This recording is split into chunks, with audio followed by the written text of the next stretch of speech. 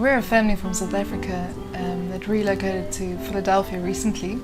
3 of our kids turned out to be brain injured. Kyna is our oldest daughter. She's 5 years old.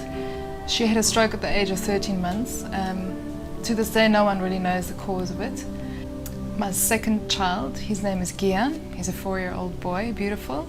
He's got Down syndrome. And our third child's called Leo, and he's got a variant of autism.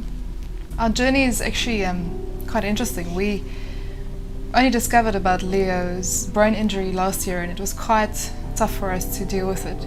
We first felt a bit sorry for ourselves and in actual fact very overwhelmed with the situation. Because out of our 4 kids, 3 of them are brain injured.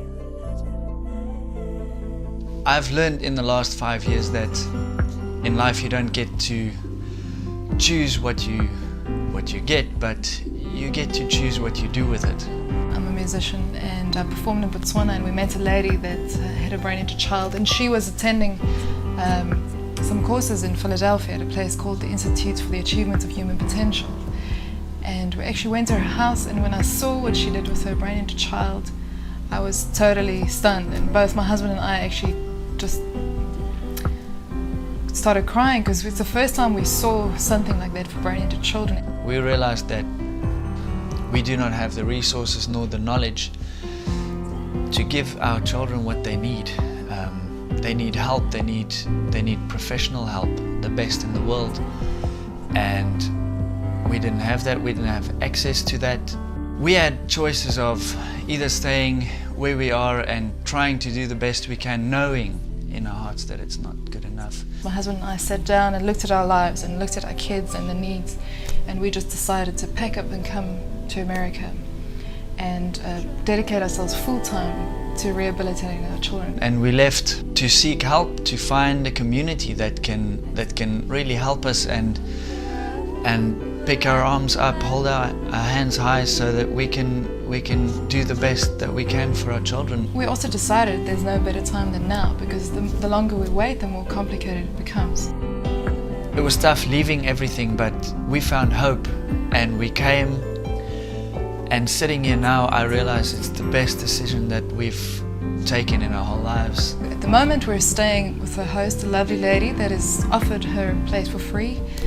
So 7 people just came and took over her house, and she made her basement available.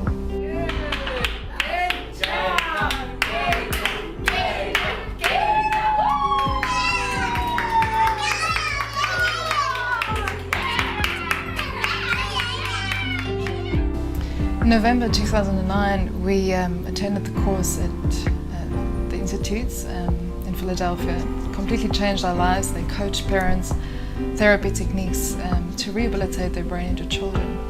And these techniques involve patterning, which is simulating creeping and crawling. The child is passive though. The child lies on the table and you sort of simulate the motions, and that programs the brain. We take creeping and crawling for granted, but in a brain injured child, oftentimes you can very clearly see the brain injury just in the way that a child creeps or crawls. We also met an incredible lady called from South Africa. She's a psychologist that was doing her master's degree in clinical psychology, and she actually met us and she learned about our story, and she decided to halt her studies for a while and actually come to help us. I really felt in my heart to join them and be the part of the team. We don't just drill them, we get onto the floor with them, and you make games and you work out little rewards and things to actually motivate them to do this, especially for a child that's walking and running. It's not always the most exciting thing to creep and crawl. And then we also do brachiation, which strengthens their muscle tone and also better for posture. Brain injured children are often like this, so it actually straightens out their posture and give them bigger chests so that they can breathe better, so that there's more oxygen to the brain. For someone like Kyna that had a stroke at the age of 13 months, it's the first time a knee locks and she was completely paralyzed. She's completely improved so much.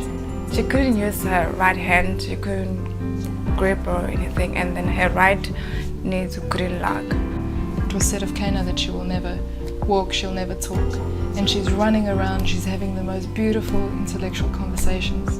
It was totally an eye-opener. It transformed my life completely as to how I used to view and perceive the brain in charge of it.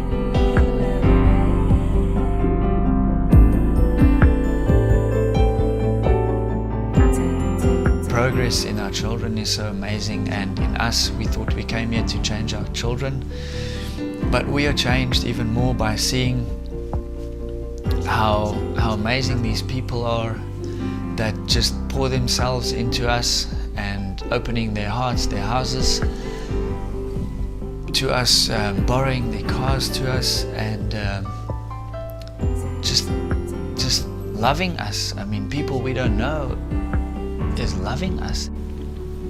We're just hoping to continue in this journey, and we're hoping that people who are interested in investing in this cause would contact us. The biggest thing that we found in this journey is hope for our brain injured children, and we're just hoping to spread this message to as many people as possible.